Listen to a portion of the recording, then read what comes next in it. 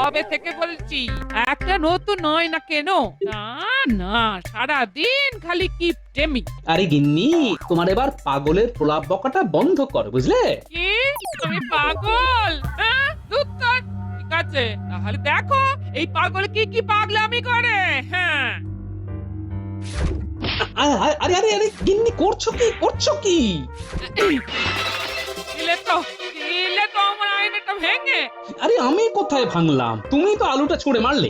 আমি তো আলুটা তোমার দিকে ছুঁড়েছি, তুমি মাথা নিচু করেছো কেন? হ্যাঁ, ও, তুমি আমাকে আলু ছুঁড়বে আর আমি দাঁড়িয়ে দাঁড়িয়ে আলুর বাড়ি খাবো? হ্যাঁ, সেটা কি কখনো হয়? তোমার সবকিছুতেই না বাড়াবাড়ি, বুঝলে? দেখলে তো শেষে আয়নাটাই ভেঙে গেল।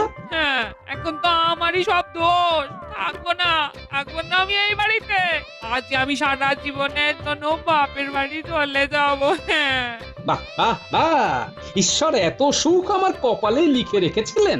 ও, তার মানে আমি চলে গেলে তুমি সুখে থাকবে, তাই তো? হ্যাঁ? ইয়ে মানে না না, আরে, আমি কি সেই কথা বলেছি নাকি? তুমি কি বলতে চেয়েছো সেটা আমি ভালোই বুঝতে পেরেছি। হ্যাঁ, এত অপমান সহ্য করে আমি আর এক মুহূর্ত এই বাড়িতে থাকবো না। হ্যাঁ, বলছি ওই যাবার আগে ওই দুপুরের রান্নাটা করে দিয়ে যাও। পারবো না।